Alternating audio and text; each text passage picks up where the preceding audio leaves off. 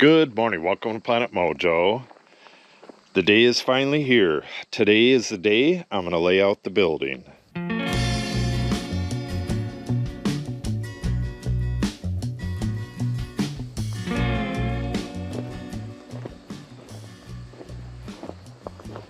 You could see that I have a line in here, and what that is a line that's parallel to that line, and that line is in line with the front of the house.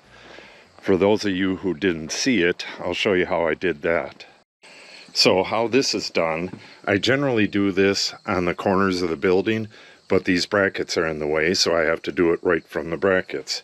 What I did was screw this 1 3/16 decking right to this bracket here, and then I go way the heck out there, and my wife measured from the string to this bracket, and as soon as the string is at 1 3/16, just like that one, this line is perfectly parallel to the front of the house.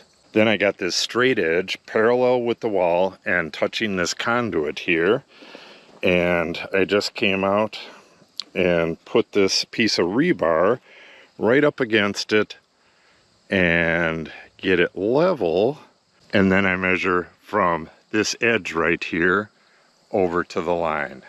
Then I come down to this end, and again Cindy's holding the tape measure right on that line, and I come over and measure that exact same measurement, mark the spot, and put a pin in, tied a string to it. Then I can come past everything that I'm going to be doing down here and put a pin in and pull the line so that it's just in front of this.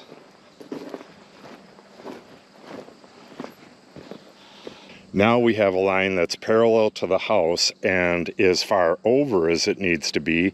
Now I got to step it this way and get the corners in, and that'll be my constant line. Alright, on the plans here, I drew these up, and this is incorrect. I have this at 16 feet 3 inches in. That should actually be 16 feet 1.5 inches in, and that's from the front of the pad. So we would need 2 more feet for a block and then 4 feet for the pad. So this back set actually goes from right here. This edge is that block right there, and that would be 10 feet 1.5 inches. So I marked 10 feet 1.5 inches because the finished wall is going to be 10 feet in, and you can see that it lines up dead center on this block, which is a good sign. So now I got to take this line and try to keep it square and run that out, drop a plumb line, and that's where my corner is going to be. Okay, now I need to drop a plumb line. What I did was put a square on top of the wall, a framing square, and that's just to help me with the location. And I'm going to drop a plumb line down to this line.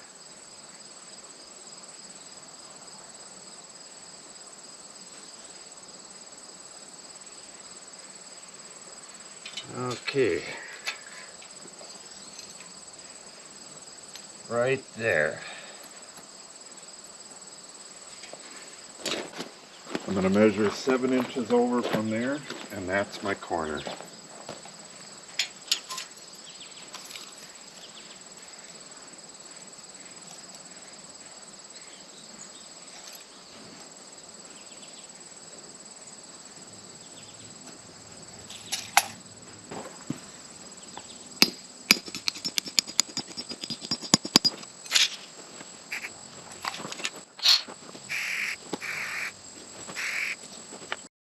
Okay, so with this first pin in, now I got to measure 47 feet 9 inches over to the next pin, and it's going to be 7 inches away from this line again as well.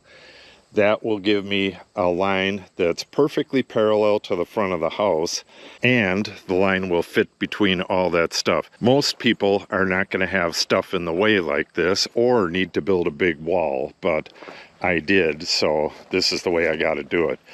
But once you have the constant line, this line is never going to change. I'm going to put the batter boards in, and everything gets squared from this line. So let's get that back pin in place and then get the 2 pins over there. Then I can start setting up the batter boards. Okay, let me see if I can do this one-handed. These hook around pins really well. And I'm using a steel tape. If you use a fiberglass tape, the fiberglass tape is going to stretch a bit, and you really don't want to use something like that on layout work. Okay, 7 and 9, 47 foot 9 inches.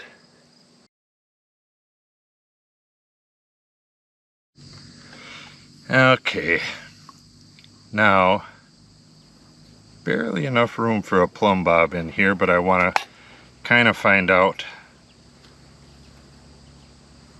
where the edge of my string is so I can go over 7 inches.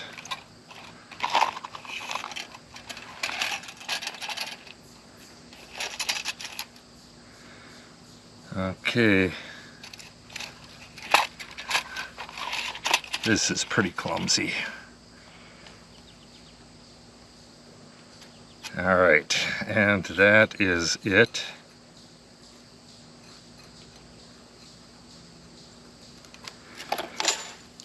And I'm making the 9 inches to the back of the head so that I can pull other dimensions off of it.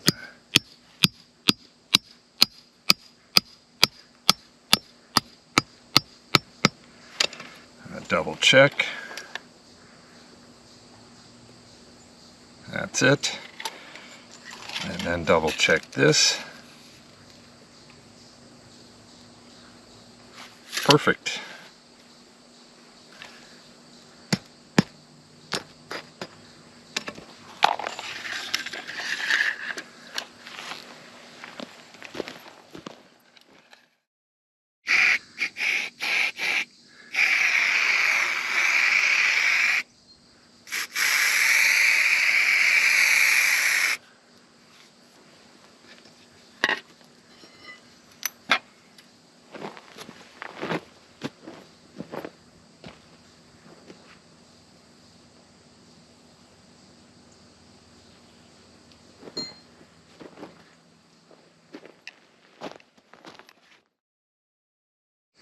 Alright, now what I'm doing is getting the outside corners in their rough position.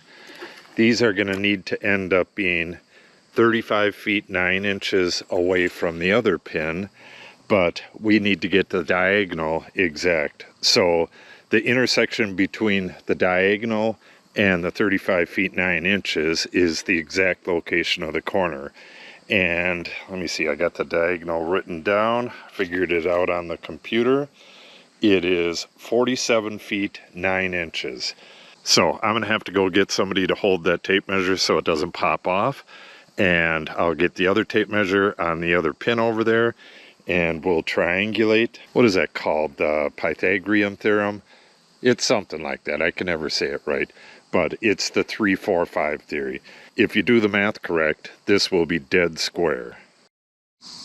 Well, I went and got the tape measures hooked up and came back here, and they're still hooked up. I'm at 59, 7 and 13/16, and on this one I'm at 35 and 9. So that is my corner.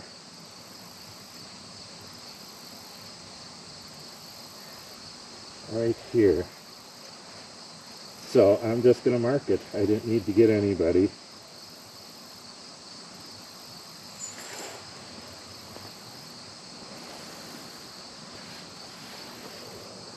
Oh, I was going to bring the hammer over here and I didn't do it.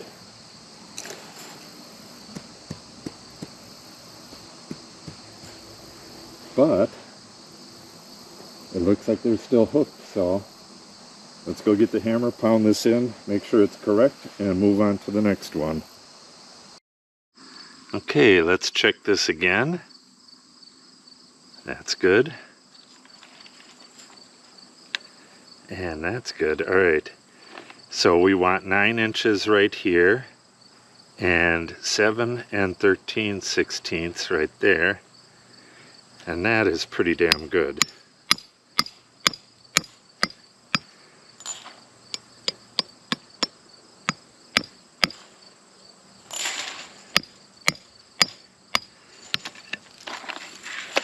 These corner pins, they don't have to be dead perfect, but I like to get them real close. The batter board strings are what have to be dead perfect. Okay, the rough position of this pin, it's real good in this direction, but it's way off going that way. I need to be at, what is that, 59 and 7 plus change, so I need to be way over in this area. Hopefully these tape measures stay hooked. All right.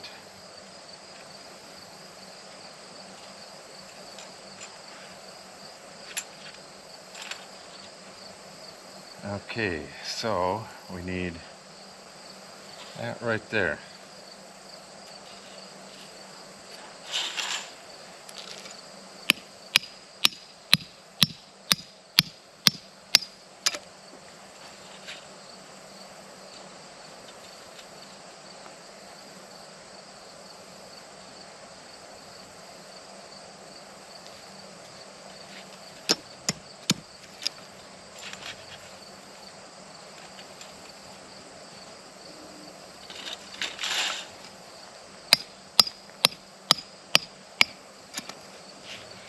Okay, that's it for the rough layout. Now I need to put the batter boards in. All right, all 4 of the rough corners are in. You can't see those because I haven't marked them with spray paint yet, so I'm gonna go do that. But while I'm over here, I thought I would give a shout out to these tape measures. These things are awesome. As you've seen, I laid out the whole thing by myself just by hooking it on the nail, and it didn't pop off. And because these tape measures are steel and nice and narrow, it makes it real easy to get an accurate dimension. If you use fiberglass, that stuff will stretch if you pull it taut. This will not.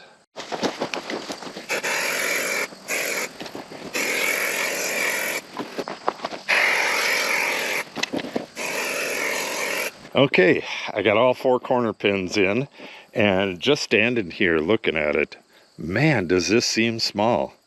But I guess it'll look a lot bigger once we start putting it together. But the original building was only going to be 24 feet wide, so that's probably about where I'm standing. Man, that is small. Yeah, I'm glad we decided to put the block wall in and go as far as possible over this way. There is no way on earth we could have went any further, and we're probably at the limit that way too. We would have to dig way into the side of the hill. So this is as big as it gets. Now it's time to put the batter boards in. Oopsie. Before I put the batter boards up, I'm going to go around and get my benchmark. I'm going to get my highest point and my lowest point. So I borrowed this. This is a laser level. What I'm going to do is I'm going to go to each of the corners and then pretty much right in between the corners and get the exact heights, figure out the highest spot and the lowest spot, and that'll help me set up the batter boards. I want to set up my batter boards roughly flush with the ground at the high spot, and then they'll be off the ground in the lower areas. Okay, this back corner is the highest spot, and it runs actually pretty level to about halfway. That drops down quite a bit over there, but none of that really matters now. All I got to do is remember to start my batter boards here. So what I'm going to do is put this batter board in just above the ground back here, get it nice and level, and then set the laser level to the top of that board, and then put all the other boards in at that same height. Okay, now for the batter boards. And this will be the first time I ever used diagonal batter boards. I learned this from RR Buildings on YouTube, and it looks like it's going to save a ton of time. The way I used to do it is to build an L-shaped structure that takes 3 stakes and then 2 pieces of wood and possibly braces going down to the ground in different directions to stabilize it. And with this method, it's 2 concrete pins and 1 single board.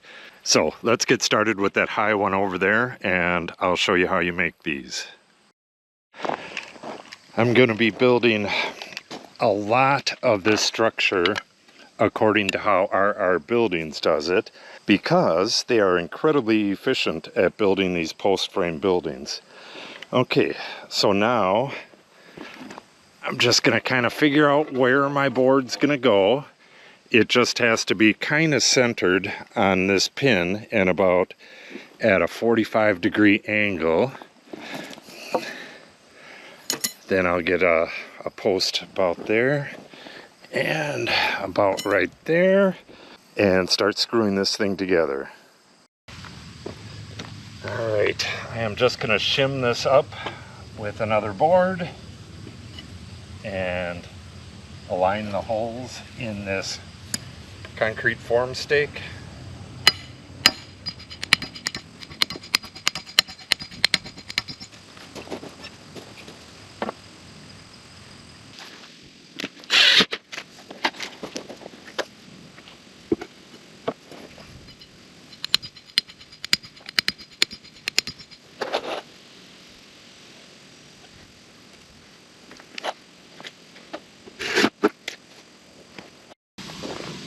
Okay, now I'm going to set the laser level right to the middle of this board.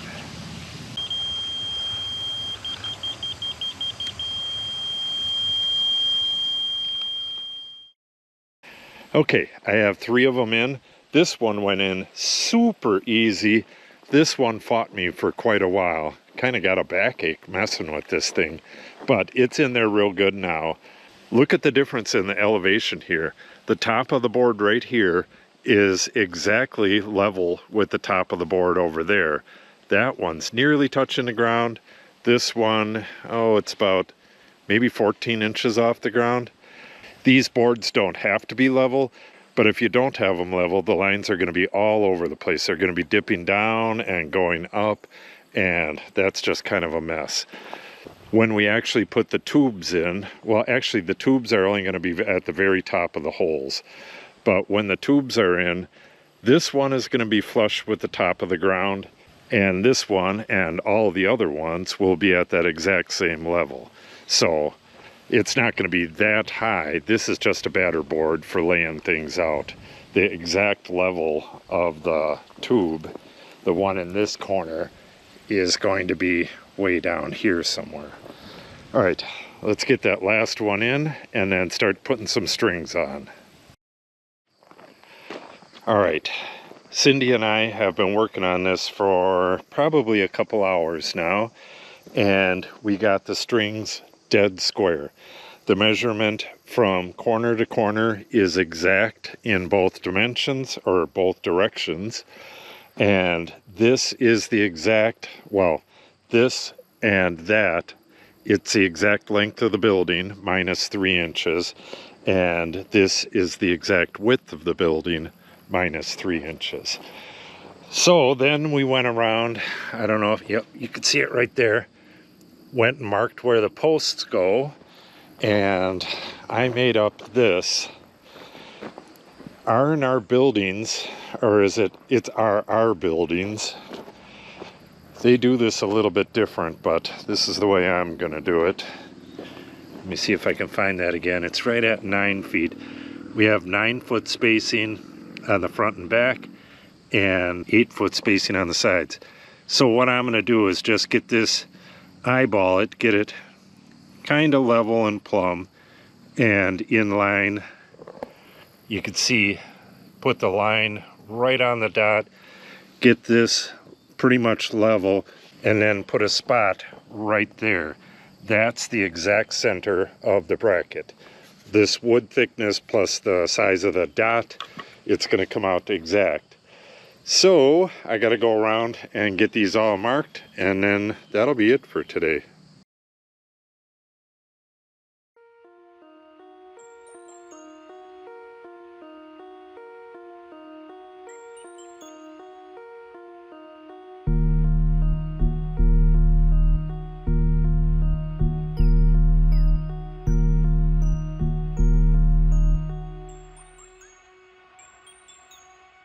Okay, I got everything marked. I just put these big bullseyes on here because that's what they do on our buildings, and it'll probably help. Once he starts drilling, your center point is just going to go away. So I guess you can kind of go by the bullseye and try to keep on track where your hole is. The most problematic holes are going to be this one, which is pretty close to this pipe. The bit itself is probably going to come to about here, but it's going to wobble all over the place and probably hit the pipe. Hopefully it doesn't damage the pipe. If it does, I'll have to fix it underground, just dig around it and splice or whatever is needed. This hole right here, this area, we're into some really rocky stuff here. Hopefully we don't hit anything too bad here.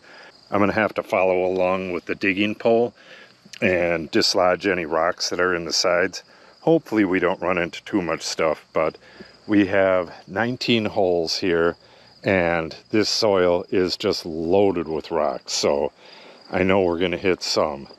When we did the run-in across the street, I think one of the holes had a gigantic rock in it, and the hole ended up being, I don't know, maybe 2 feet around. So if we have anything like that, I'm going to have to put a sonotube into the hole and then backfill around the sonotube, and then we'll just fill the sonotube. It's going to be a lot more work, but I'm not going to fill a big 2-foot wide hole. All right, all is well. Cindy and I went around and everything was spot on. Hopefully I didn't do anything wrong. I don't think I did, but I may have. I've built post frame before, but that was with the poles in the ground, and you can move the poles around until they're where you want them. With this, the brackets have to be dead on spot, right where they need to be, and that's kind of worrisome, but I think we can do it. Also, when I put the sonotubes in, they have to be all at the right height. It's going to be real hectic and real nerve-wracking for the next couple of days, but if everything goes well, this is going to be an awesome building. I really like the way our buildings do their post frames, and hopefully I can do one like that. So tomorrow I'll be drilling the holes, and I'll be trying to fit the tubes on the top like our buildings does. I'm not exactly sure how I'm going to do that, but I'll find out pretty quick. So if you want to see that, make sure you subscribe and click on the update icon. If you have any questions or comments, make sure you put them in the comment section below. And if you share the video and or give it a like, it helps the channel out greatly. Thanks for watching and have a great day.